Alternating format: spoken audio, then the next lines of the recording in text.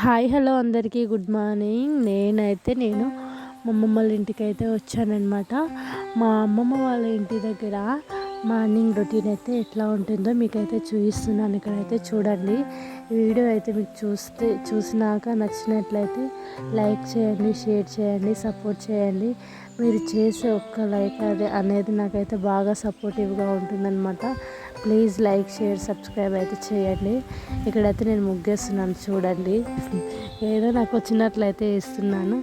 Comment అయితే చేయకండి బాగాలేదు అది ఇది అని. నాకు వచ్చింది, నేనైతే ఇక్కడ వేస్తున్నాను. మా అమ్మమ్మ ముందే సాంపు చల్లింది. సాంపు చల్లిన తర్వాతకి ఒక్కొక్క ఫ్లవర్ అయితే ఆ డోర్ ముందర ఈ డోర్ ముందర అయితే ఇక్కడ వేస్తున్నాను.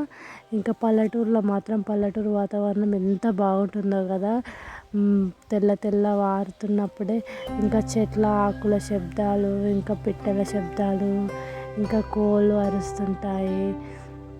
చాలా బాగుంటుంది. ఇక్కడైతే నేను పాలైతే కాబెట్టుకుంటున్నాను. పాలు కాబెట్టుకుంటున్న తర్వాతకి నా పాప అయితే ఏం చేస్తుందా అని చూస్తుంటే తనైతే ఎంత మంచిగా ఆడుకుంటుంది. లేచింది, తనైతే ఆడుకుంటుంది. ఓకే అనేసి ఇక్కడ బయటకు వచ్చాను. మా అమ్మమ్మ అయితే పొయ్యి అయితే ముట్టించింది అనమాట.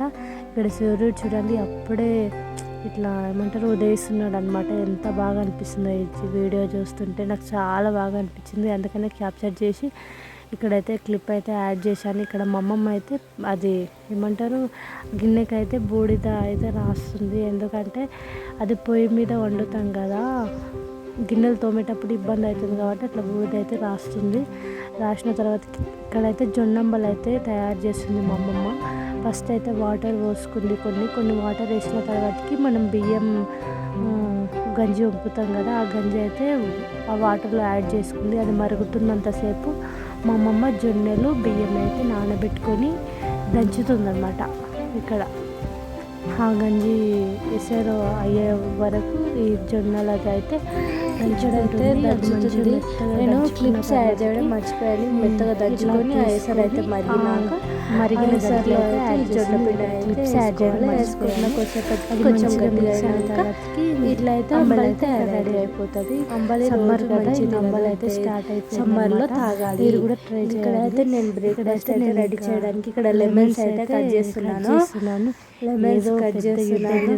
ఏదో యుద్ధం చేసినట్టే ఉంది కదా. లెమన్స్ అయితే కట్ చేస్తున్నాను. పులిహోర అన్నంలో చేద్దామని స్క్వీజ్ చేసుకొని మనం పులిహోర అయితే రెడీ చేసుకుంటున్నాం. చూడండి లెమన్స్ కట్ చేసిన. ఇంకా ఈ వీడియో కనుక మీకు నచ్చినట్లయితే లైక్ చేయండి, షేర్ చేయండి, కొంచెం సబ్స్క్రైబ్ చేసుకోండి కదా గైస్.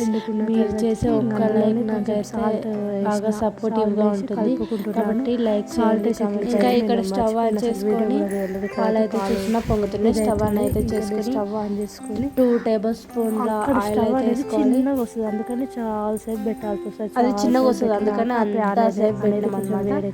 ఆయిల్ అయితే వేసుకొని ఆయిల్ జీలకర్ర వేసుకోవాలి. వేసుకున్న తర్వాతకి జీలకర్ర వేసుకున్నాను. జీలకర్ర వేసుకున్నాక పల్లీలు గుప్పెడు పల్లీలు అయితే వేసుకోవాలి. పల్లీలు అయితే వేసుకుంటున్నాను నేను ఇక్కడ.